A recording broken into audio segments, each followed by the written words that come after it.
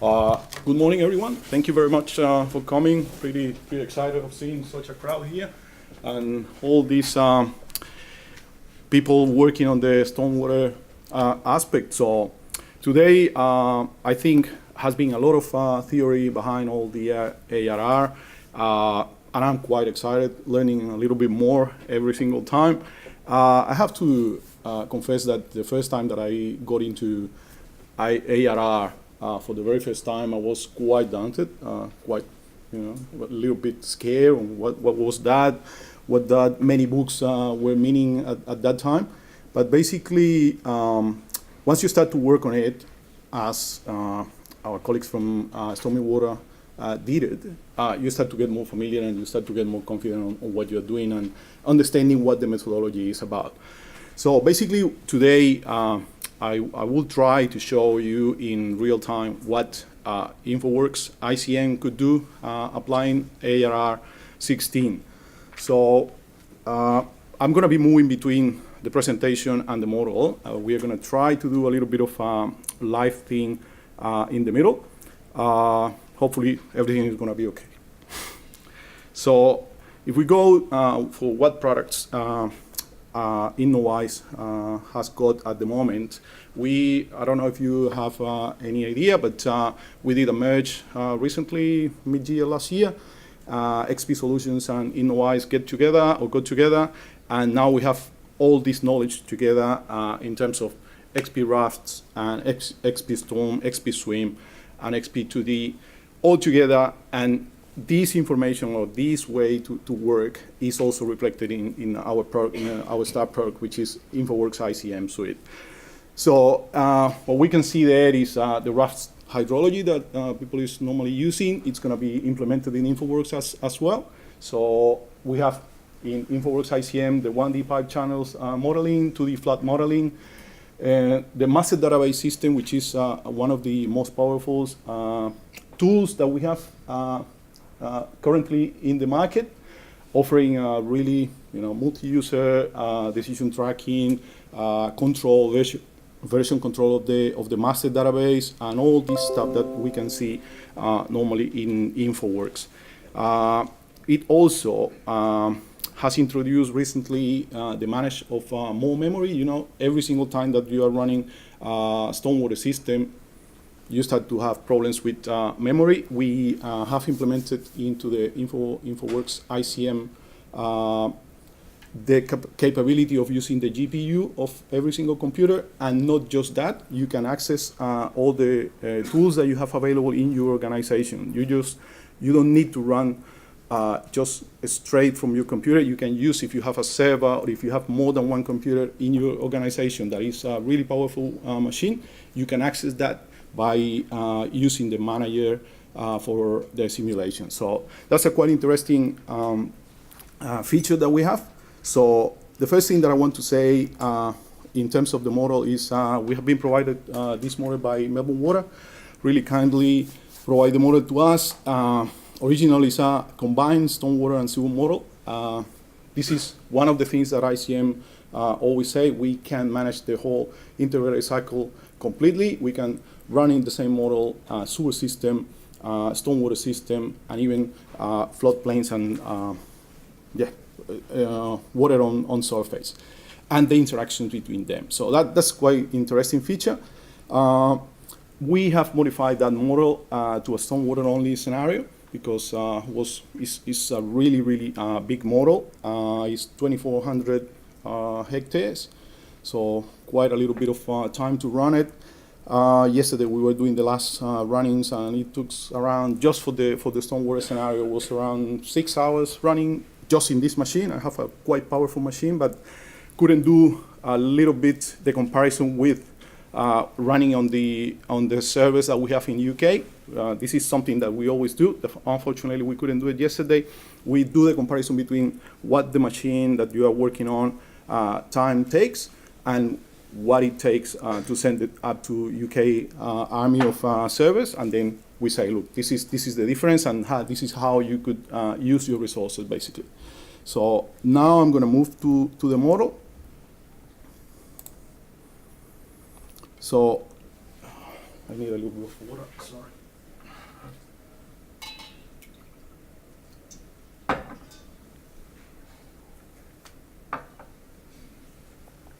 Basically what we've done was taking that model and we just converted into a totally stormwater model. We take out all the catchments and pipes for the sewer system, and then we start to work. So basically what happened, or how we integrate the ARR into ICM. So basically what you do when you are running a model like this is you go here and introduce a new rainfall event. And this rainfall event, we are gonna tick the generated design rainfall, and then it's where all the things start.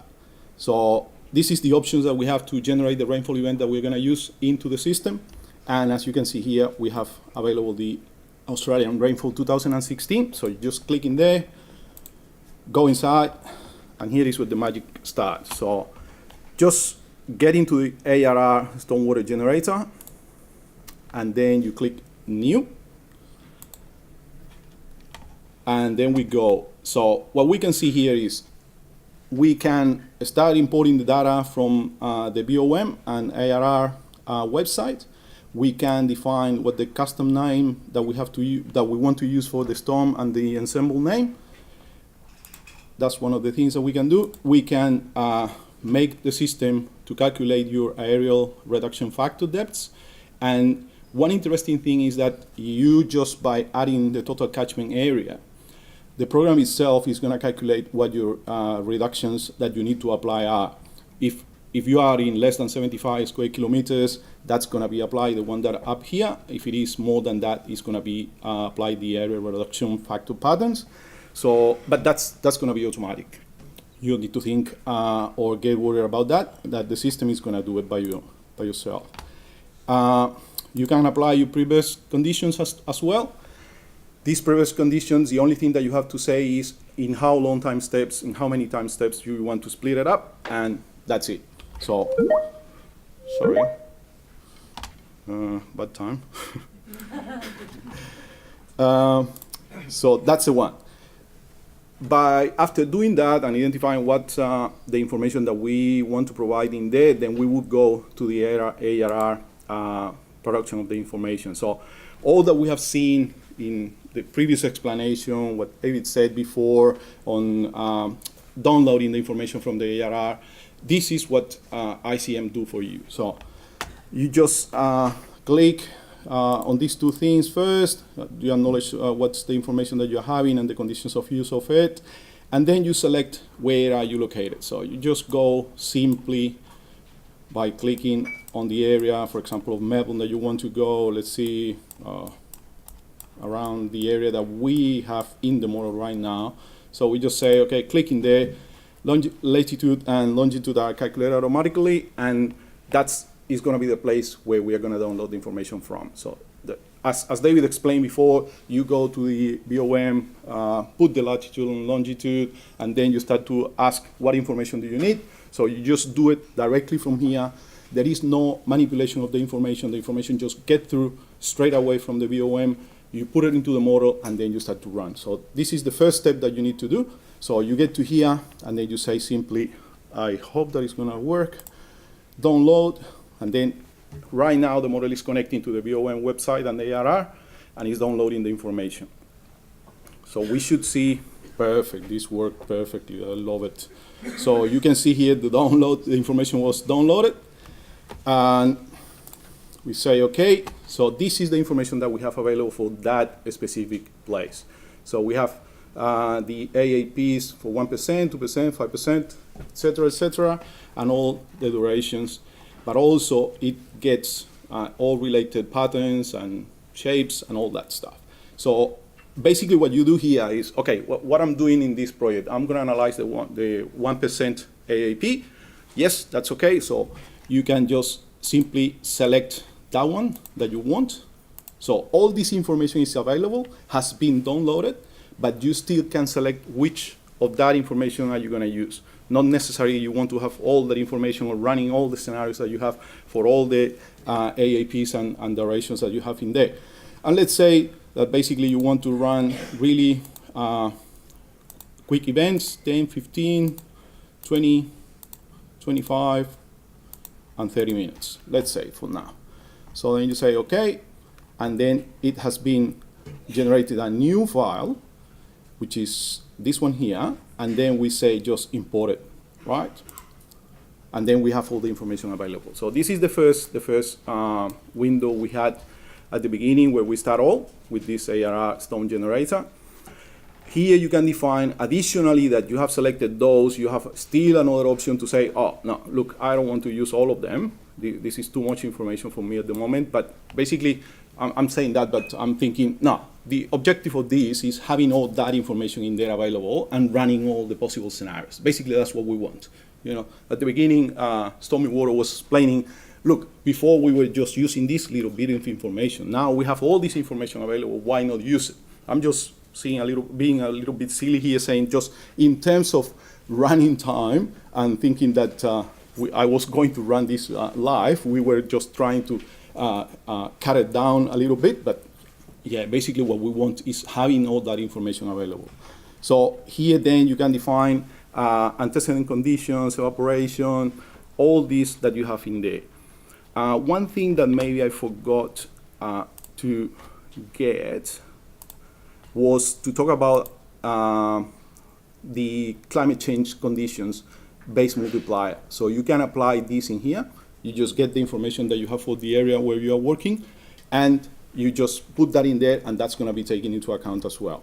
So we just go back, import the information, and then we just say OK, and we have the new rainfall event. So this rainfall event is the one that is going to be used in our simulation. So this is the second step that you do. So now you say, OK, I'm going to set up a new simulation, which is like the recipe to say to InfoWorks what it's going to use.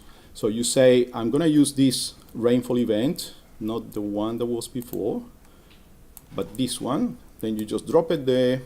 You select this one, take it out, and then you use the information that you have in your model. This is the model that we're going to use.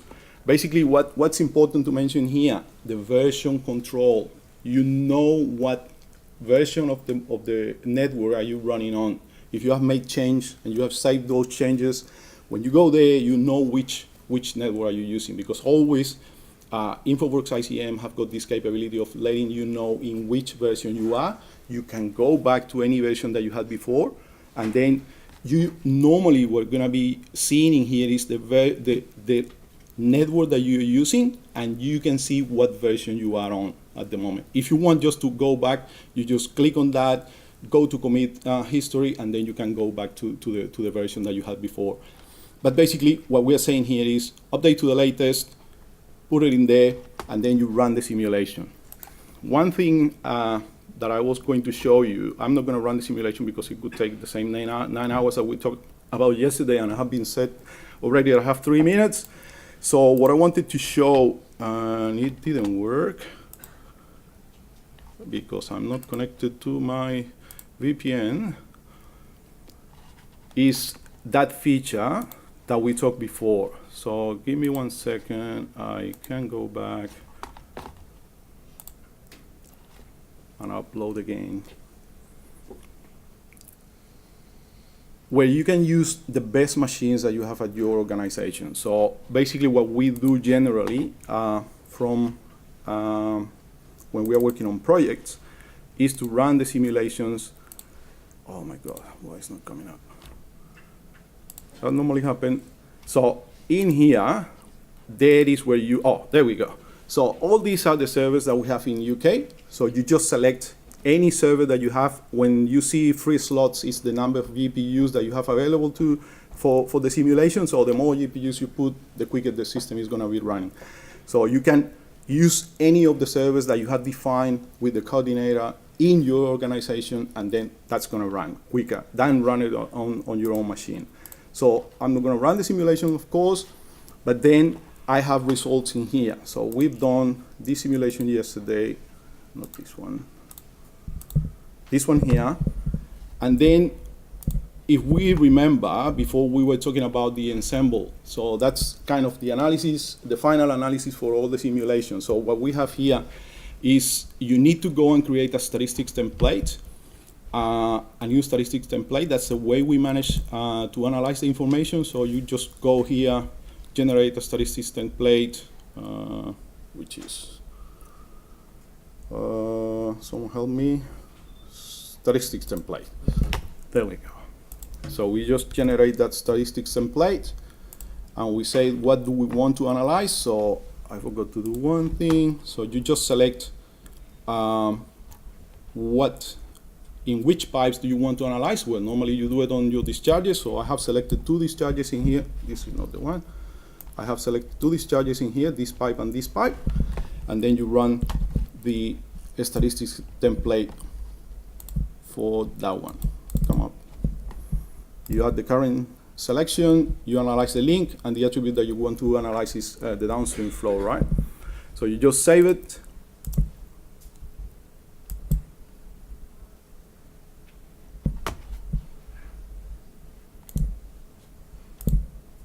Close the tab. And then, okay, what we want to see is what happened with that information. So basically what we do is in results, we do a statistical report, and then you say, okay, I ran that simulation, I got all the results for all these durations and AEPs. So you grab that information that you have in here, you add it in there as a recipe as well, and then you say, and give me that report in this way, in the statistics template 3. And then you produce the report. That takes quite a while, but it's gonna run.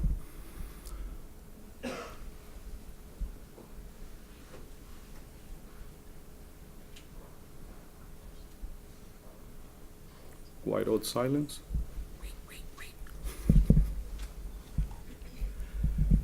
Anyway, you get the statistic calculated in there, and then how do we present that information? So this is all the statistics analysis that we were talking before, mean, media, all that stuff. So basically what you do is you go then here to the ensemble summary, and you just say, you select what you want to do, and then you say statistics, and then export ensemble box plot.